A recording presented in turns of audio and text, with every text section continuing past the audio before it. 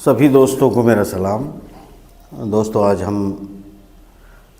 मेरा मूड ये है कि मैं आपसे आज गुफ्तगू करूं, ना कि इसे तज्ज़िया कहें, ना इसे ख़बर कहें, ना इसे विश्लेषण कहें। तो इसे हम कह लेते हैं कि हम आपस में बातचीत कर रहे हैं। और इस गुफ्तगू को थोड़ा सा एक अलग हट के अंदाज में कहेंगे, इसलिए हम आपसी बातचीत ही से कह सकते हैं। तो मैं आपके साथ बातचीत करने जा रहा हूं और बातचीत का मुद्दा है पाकिस्तान में इमरान खान का मुस्तकबिल, पाकिस्तान का मुस्तकबिल और मुसलमान। ये एक मुद्दा है। और दूसरा मुद्दा है हमारे पास गाज़ा, और गाज़ा में जो सूरत हाल अभी चल रही है उसके नतीजे क्या होने वाले हैं, ये एक मुद्दा रहेगा। और क्यों ऐसा होने वाला है, ये भी मुद्दा रहेगा। इसमें बातचीत में हम शामिल करेंगे इसके आखिरी मरहले में हिंदुस्तान और हिंदुस्तान के आने वाले दिन, ये भी हम बातचीत में शामिल कर लेते हैं। तो ये तीनों टॉपिक हम शुरू करते हैं और सबसे पहले हम गाज़ा पे आ जाते हैं। उसके बाद बहुत महत्वपूर्ण होगा पाकिस्तान की सूरत हाल। तो शॉर्ट में निपटा लेते हैं कि गाज़ा की सूरत हाल ये है कि मुज़ाहमत जारी है, यानी जिस तरीके से ब्रिटेन ने और अमेरिका ने हवाई हमले किए हैं, जो सीरिया में किए हैं, इराक़ में किए हैं और ये यमन के अंदर भी किए हैं। और यहाँ पर ब्रिटेन ने जो है, बल्कि इजराइल ने यमन पे नहीं किया है अटैक, यहाँ पर ब्रिटेन और अमेरिका ने किए हैं। और ये हवाई हमले हैं जो लेबनान पर इजराइल ने किए हैं। ये हमले किए जा रहे हैं लगातार उस जवाबी कार्रवाई में, क्योंकि हौतीज़ ने यमन से डायरेक्ट जो लाल सागर है वहाँ तो हिट किए ही हैं। एक और तेल के टैंकर को में आग लग गई है, बुरा हाल है। अभी तक 26 जहाज़ों को निशाना बना चुके हैं और अब नए हथियार जो है हौतीज़ वो लॉन्च कर रहे हैं। और लगातार ब्रिटेन और अमेरिका के भारी हमलों के बावजूद यमन और हौतीज़ न वो डर रहे हैं, न वहाँ के लोग उनका समर्थन कम कर रहे हैं। वो जो जन समर्थन हौतीज़ के बारे में जो यमन के अंदर को देखने को मिल रहा है, इसका मतलब क्या है, इस पर बात करेंगे। यहाँ लेबनान के अंदर भी हिजबुल्लाह बराबर जिस तरह उन्होंने एयर स्ट्राइक की, उसका जवाब ज़बरदस्त दिया, जिसमें 2 शहरों में भारी मिसाइल वर्षा करके इजराइल की कमर तोड़ दी, दहशत फैला दी है इजराइल के अंदर। ये जो जारी है मामला, ये लगातार जारी है। यहाँ जो मीडियाबाजी की जा रही है उसका मतलब क्या है। इजराइल में अभी जो हौतीज़ ने कहा है कि अभी तक हम जो इजराइल जाने वाले या इजराइल कनेक्शन वाले जहाज़ों को निशाना बना रहे थे, अब उन्होंने बहुत क्लियर कर दिया है कि अब हम जो भी ब्रिटेन या अमेरिकी जहाज़ होगा वो कैसा भी हो, हम सीधे सीधे उन पर पाबंदी लगाते हैं और हम अटैक करेंगे। और अगर वो कहते हैं कि अटैक करेंगे तो वो अटैक करेंगे। और रही बात ब्रिटेन की और अमेरिका की हैवी हमलों की यमन के ऊपर, तो वो 8 साल से जंगी लड़ रहे हैं। अमेरिकन और ब्रिटेन के जहाज़ जो सऊदी अरब से उड़ के आते हैं उन्हीं के हमले झेल रहे हैं। उनके लिए कोई ये हमले नई बात नहीं है। वो पायलट उसमें ब्रिटेन के अमेरिका के हो सकते हैं, या फिर पायलट जो है वो सऊदी अरब में कहीं और से मंगाए हुए इंपोर्ट किए हुए हो सकते हैं। ये वही हथियार हैं, वही गोले हैं, वही जहाज़ हैं, कोई फ़र्क नहीं पड़ता उनको। और F-35 को लेकर भी आएंगे और F-15 को लेकर भी अगर यहाँ पर हमले किए जाएंगे तो शायद मुझे यमन की ज़मीन, यमन के लोग, यमन के हौतीज़ पूरी तरह उसके लिए मतलब तैयार नज़र आ रहे हैं। और ईरान जो है, लग रहा है कि आने वाले दिनों में कोई एयर डिफेंस सिस्टम जो है वो हवाले किया जा सकता है यमनियों के, जो कि जहाज़ गिरा सकता है ब्रिटेन और अमेरिका के। क्योंकि वो क्यों दिया जा सकता है कि इससे पहले कि यूक्रेन के अंदर अमेरिकी जहाज़ों को गिराया जाए, F-16 तैयार करके देने की तैयारी हो चुकी है, शायद डिलीवर भी हो चुके हैं। और यूक्रेन के ज़रिए F-16 से परमाणु हमला भी अमेरिका करवाने का प्लान कर सकता है। अमेरिका के पीछे बैठे हुए लोग कर सकते हैं, जिसमें पूरी दुनिया में परमाणु युद्ध की संभावना है। 3 पॉइंट हैं परमाणु के, उस पर आखिर में बात कर लेते हैं। तो ये जो इस वक्त सिचुएशन है वो ये है कि पेरिस में बैठे हुए वो आपके लोग जो कुछ प्लान कर रहे हैं वो भी है। और मिस्र, यानी इसमें एक मीटिंग जो इस वक्त चल रही है, जो फैसला करना चाहती है युद्ध बंदी का फैसला करना चाहते हैं, या इसको कहा जा रहा है कि जो बंदी हमास के पास है उनको छुड़ाने की कवायद की जा रही है। समझौता कर रहे हैं। उसमें 45 दिनों का फर्स्ट, मैं पहले भी बता चुका हूँ कि 45 दिनों का पीस जो है पहले डिक्लेयर किया जाएगा। उसमें कुछ बंदियों को छोड़ा जाएगा हमास की तरफ से, फिर उनके बदले में इजराइल छोड़ेगा। इधर इजराइल ने अपनी संसद में जो पास किया है कि अब फ़लस्तीन का कोई मतलब नहीं होता और हमास का कोई मतलब नहीं रह जाता है, फ़लस्तीन की उनके अखबारात भी क्लियर कर रहे हैं कि अब और अपने विश्लेषकों से लिखवा रहे हैं कि फ़लस्तीन का कंसेप्ट अब ख़त्म हो गया, जबकि 2 नेशन थ्योरी का सिलसिला जो है वो बाकायदा जारी है और मुझे लगता है वो आगे बढ़ रहा है। ये एक मनोवैज्ञानिक दबाव बनाने की कवायद की जा रही है कि अगर हम ये टैक्टिक अपनाएंगे तो जो बार्गेनिंग टेबल पे आज की तारीख में, जब मैं आप रिकॉर्ड कर रहा हूँ, बातचीत चल रही है, उस बातचीत में ये तय कर लिया जाए कि अगर बंद करेंगे तो फिर शर्तें जो है वो इजराइल की ज़्यादा मानी जाए और हमास की कम मानी जाए, जबकि हमास कई बार इनके प्रपोज़ल को पहले ही ठुकरा चुका है। लड़ाइयाँ ग्राउंड पर जारी है। वो तैयारियां तो दोस्तों लगातार मेरे ख्याल से मैं पहले बता चुका हूं कि रूस और चाइना की जो स्ट्रैटेजी है, बल्कि चाइना अमले भी मूव कर चुके हैं और एक बड़ी लंबी लड़ाई लड़ने की स्थिति में जो है शायद हिजबुल्लाह भी है, हमास भी है और चाइना और रशिया भी तैयार खड़े हैं, क्योंकि वो जानते हैं कि यहाँ इस पूरे समुद्री इलाके को रोकने का मतलब ये होगा कि यूरोप नो मोर और अमेरिका की स्थिति बहुत ख़राब होती चली जा रही है। वो इंटरनल अपने गृह युद्ध की तरफ भी बढ़ रहे हैं और जो वो करना चाहते थे, यानी कि अमेरिका को फिर से एक सुपर पावर हो, वो अब नहीं, अब सिर्फ इज्जत बचाने की सूरत हाल है। बाकी मीडिया में बहुत ड्रामे क्या चल रहे हैं इसका कोई मतलब नहीं है। फेस सेविंग तलाशी जा रही है, 2 नेशन थ्योरी भी होगी, फ़लस्तीन भी बनेगा और ये सारे काम होंगे जो पहले पीस के बाद ये पीस बढ़ाता चला जाएगा, क्योंकि उसके बाद इजराइल लंबी लड़ाई लड़ने की स्थिति में नहीं है, चारों तरफ से घिर चुका है। इस यहाँ पर इराक से लेकर जो ईरानी प्रॉक्सी है वो सीरिया सब तैयारी कर रहे हैं और किसी दिन अगर एक दिन के अंदर कोई चारों तरफ से अटैक कर दिया गया तो फिर 24 घंटे के अंदर इजराइल समाप्ति की घोषणा हो जाएगी। ये एक्चुअल स्थिति है, इसको वो भी समझते हैं, आप समझे ना समझे तो आपका काम है। मैं अब आप लोगों के पास दोस्तों इस मुद्दे को लेकर आता हूं जिसे कहते हैं पाकिस्तान और इमरान खान।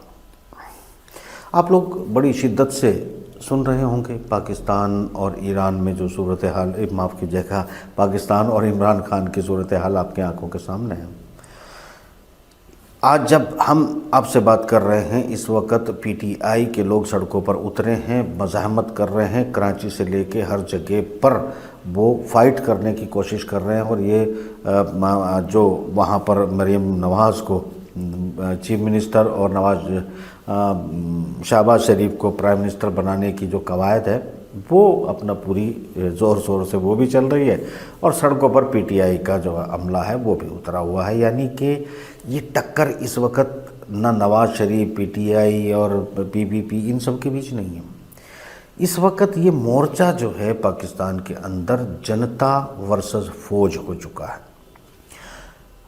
क्या पाकिस्तान की जनता अपनी फ़ौज के ख़िलाफ़ खड़ी हो गई है या फिर ये लड़ाई बढ़ते बढ़ते गृह युद्ध की तरफ बढ़ रही है? ये सब बातें तो कॉमन चल ही रही हैं। इसमें इसके पीछे की साइकोलॉजी को समझने की कोशिश करते हैं थोड़ा सा। आज ऐसी कौन सी मजबूरी आ गई है कि पाकिस्तान ने हालांकि कई बार अपने चुने हुए प्रधानमंत्रियों को हटाया है, मारा है, और उसके बावजूद फ़ौज का जो एक रिश्ता जनता के साथ रहा है वो ज़बरदस्त, वहाँ की पब्लिसिटी ऐसा जो भी करके फ़ौज ही हीरो रही है जनता के बीच में। और फ़ौज ही को मतलब बहुत ज़्यादा लोगों ने रिएक्ट नहीं किया। फ़ौज की जो बहुत प्यार करते थे, फ़ौज को सलाम करते थे, वो आज अपनी ही फ़ौज के ख़िलाफ़ पूरा देश लगभग क्यों खड़ा हो गया। एक बात दोस्तों याद रखिएगा, जब मैं ये कहता हूँ कि पूरा देश, तो ये बात हमें नहीं बोलनी चाहिए कि जब एक वक्त आता है ना, यानी कोई भी दौर रहा हो, किसी भी तरह का कोई दौर रहा हो, उसमें अगर आप ये समझें कि 100% जो पब्लिक है वो 100% तो किसी के विरोध या साथ हो सकती है, ऐसा कभी नहीं होता है। असल में अगर होता है क्या कि अगर आप इसको थोड़ा सा बारीकी से समझें तो ये होता है कि जैसे भारत के अंदर जलियांवाला बाग में लोग सरकार के, उस वक़्त की जो कंपनी सरकार थी उसके ख़िलाफ़ खड़े हुए, लड़ने के लिए तैयार हुए, इकट्ठा हुए और अपनी आज़ादी की मांग कर रहे थे। मगर अचानक जो है एक जनरल जो है, जिसे जनरल डायर कहते हैं, वो जनरल डायर जो है अंग्रेज़ था, कंपनी सरकार या ब्रिटेन सरकार का नुमाइंदा था, हुक्मरान था, और उसे एक ऑर्डर देता है कि इन तमाम लोगों पर अंधाधुंध गोली चलाकर लाशें बिछा दी जाएं। और वो लाशें बिछाने वाले कौन थे, लाशें बिछाने वाले हाथ कौन थे, ट्रिगर पर घोड़े दबाने वाले हाथ कौन थे? वो विदेशी नहीं थे, वो ब्रिटिश नहीं थे, वो भारतीय नागरिक थे जो अंग्रेज़ों की फ़ौज में नौकरी करते थे और भारतीय लोगों पर जो आज़ादी की उनके लिए ही, उनके बच्चों के लिए, उनके औलादों के लिए मांग कर रहे थे। उन्हीं हाथों में राइफलें थी, उनके ट्रिगर दबे और मानवता, इंसानियत, भारतीयता का खून बहाया गया और बहाने वाले हाथ भारतीय थे।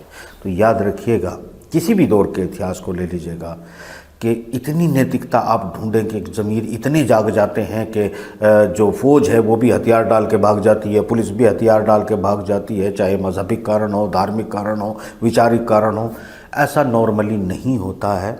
यानी अंग्रेज़ों की नौकरी करने वाले भारतीय ही भारतीयों की लाशें बिछा सकते हैं। वो गोलियों के निशान आज भी जलियांवाला बाग में है। मैं बहुत बार वहाँ जाता हूँ, बैठता हूँ और महसूस करने की कोशिश करता हूँ कि कैसा वो दर्द का आलम रहा होगा।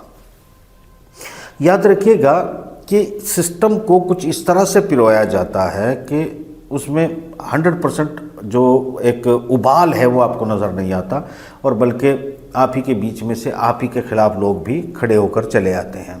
वही हो रहा है पाकिस्तान के अंदर। पाकिस्तान के अंदर जो, जिन्हें आप जरदारी कह सकते हैं, ख़रीदारी कह सकते हैं, फरीदारी कह सकते हैं, एक और वो लड़की है, क्या नाम है उसका, वो, तो कुल मिलाकर ये है कि ये जो ये आपको पपट नज़र आ रहे हैं, ये वो वही पपट हैं जो जलियांवाला बाग में अपने ही देश के, अपने ही लोगों के, अपने ही नागरिकों के, अपने लिए ही आज़ादी की लड़ाई लड़ने वालों के पीठ में गोलियां चला रहे थे, सीनों में गोलियां चला रहे थे, खंजर घोंप रहे थे, संगीन मार रहे थे। ये वही लोग हैं जिन्हें आप खरीदारी, जरदारी, शरीफ और बदमाश, जो इन्हें जो आप कह लीजिएगा, क्योंकि इनके कनपटों के पीछे या तो मतलब गन पॉइंट पर रखे हुए हैं, या फिर ये इतने ज़्यादा लालची हैं जितने लालची वो थे कि अपने ही देश के ख़िलाफ़ जो है वो नौकरी करने के लिए निकले थे।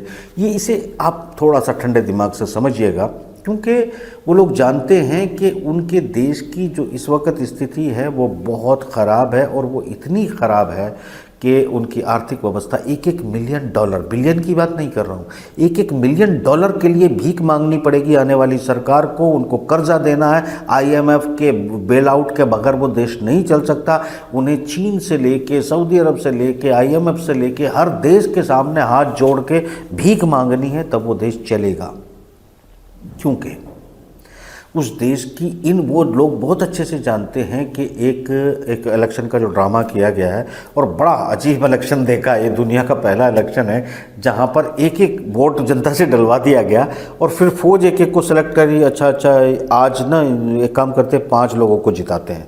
वो 5 लोग जिताए, फिर 10 लोग जिताए, फिर 2 लोगों के रिजल्ट दिए, फिर 5 लोगों के। अरे भाई, इसी तरह जनता में से अगर आप लोगों को, वहाँ की फ़ौज को सिलेक्शन ही करना था कि किसको जिताना है, किसको हराना है, तो ये ड्रामा जो है, क्या IMF बेवकूफ़ है, वर्ल्ड बैंक बेवकूफ़ है, या फिर इन्वेस्टर्स, जो इन्वेस्टमेंट आता है, जो व्यापारी आपके इंटरनेशनल कारोबार में शामिल होते हैं, वो बेवकूफ़ होते हैं, अंधे होते हैं। सिर्फ पाकिस्तान की फ़ौज एक समझदार है, उनके फ़ौजी बहुत समझदार हैं, बाकी सब अंधे हैं, पागल हैं। एक और है सही आदमी, उसका क्या चर्चा करूँ, वो भी सोचता है जो उससे अक्लमंद कोई दुनिया में है नहीं।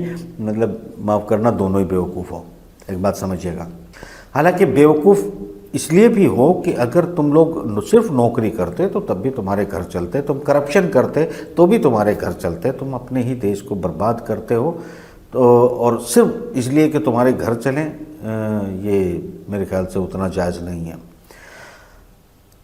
चूँकि तुम्हें गद्दी पे बने रहने के लिए, मैनिपुलेशन करने के लिए दूसरे देशों से उसके लिए इनपुट आउटपुट लेने पड़ते हैं, और इनपुट आउटपुट या आदेश या ऑर्डर लेकर आप जो है अपनी जनता के ख़िलाफ़ वही करते हो जो जलियांवाला बाग में जनरल डायर के कहने पर भारतीय ही नागरिक अपने राइफल के ट्रैगर को दबाते थे। वही आज भी हो रहा है।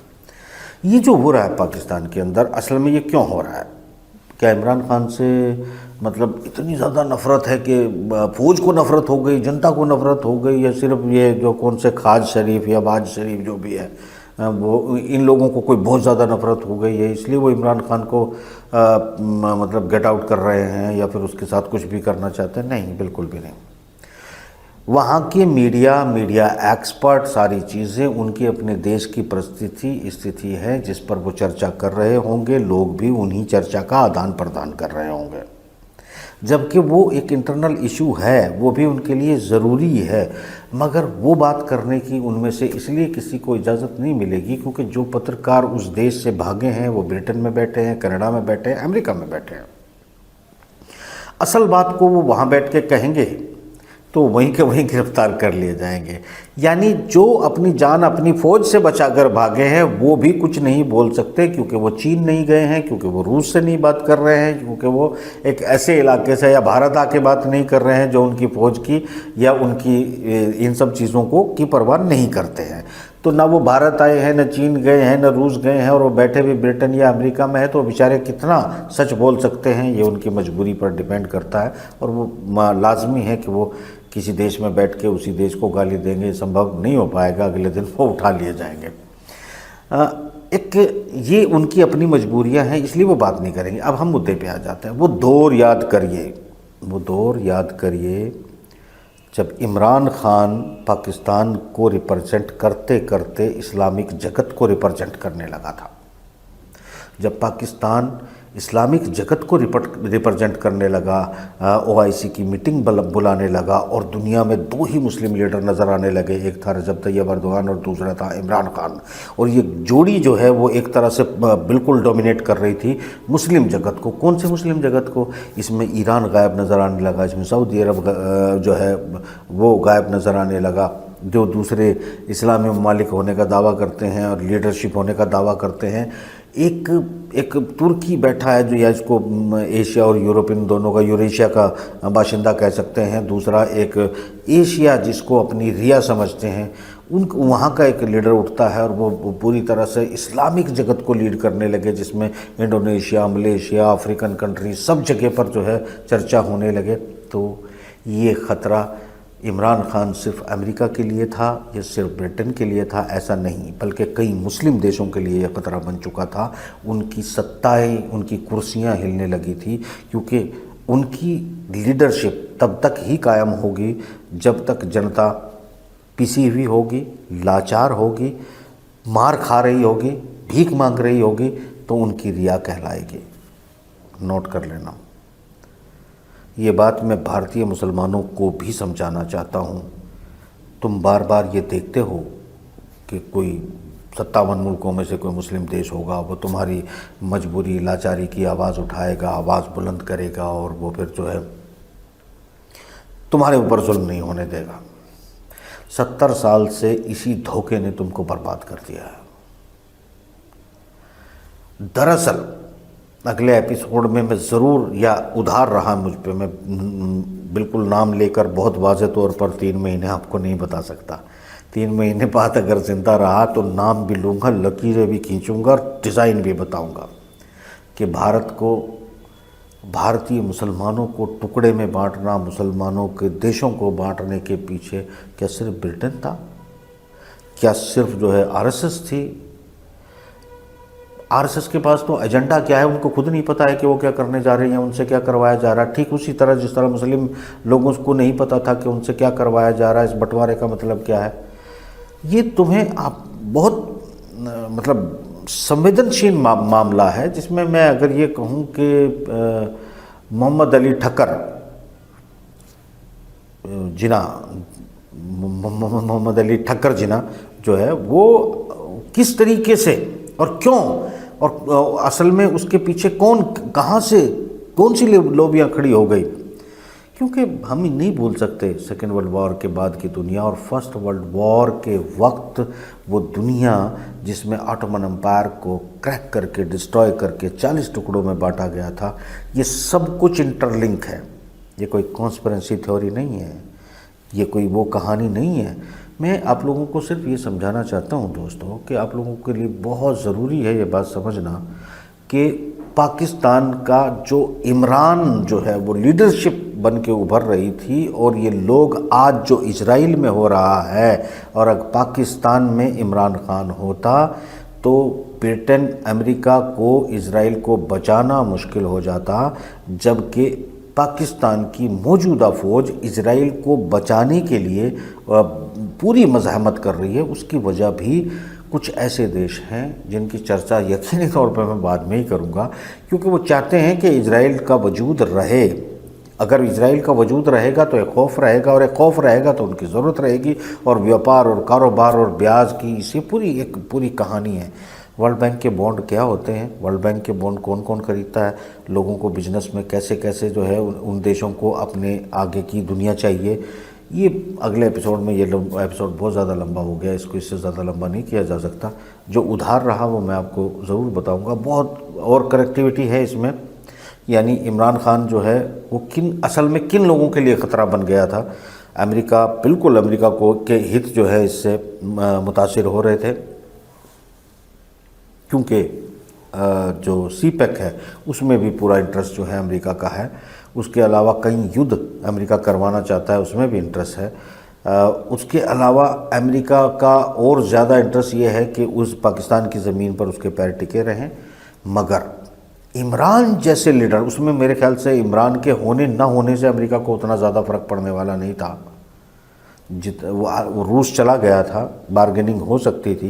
भारत के साथ भी अमेरिका डील करता है, रशिया भी डील करता है, भारत जो है रूस के साथ भी डील करता है, अमेरिका के साथ भी डील करता है। ये बात आप लोगों को बहुत ज़रूरी होगा समझना कि मुसलमानों के अपने असली दुश्मन कौन है। मुसलमान। अब तुम मानोगे तो ठीक, नहीं मानोगे तो मैं क्या कर लूँगा। अगले प्रोग्राम में मैं यकीन दिलाने की कोशिश करूँगा, और आप कम से कम भारतीयों को कहने की कोशिश करूंगा कि ये वक्त है तुम्हारे लिए जब बहुत ज़्यादा सूझबूझ के साथ तुम्हें वोटिंग करनी है, ईगो छोड़ना है। तुम्हारे लिए दिन नॉर्मल नहीं है। बंच ऑफ थॉट करके जो गुरु गोलवलकर साहब की किताब है उसे एक बार पढ़ लेना। उसमें तुम्हारी स्थितियों के बारे में क्या लिखा है उसे नोटेड कर लेना। जो प्लान आगे एग्जीक्यूट हो रहे हैं उन्हें नोट कर लेना। उसके हिसाब से जीवन जीने की कोशिश करना। कोशिश ही तुम्हारे बस की बात है, वो तुम कर लेना। फिर मत कहना कि बताया नहीं था। फिलहाल इजाज़त दें, अगले प्रोग्राम में इसी सिलसिले को शुरू करेंगे। बाकी और सारे टॉपिक भी आपको बात करते रहेंगे। तो बातचीत का ये सिलसिला आज यहीं ख़त्म करते हैं। खुदा हाफिज़।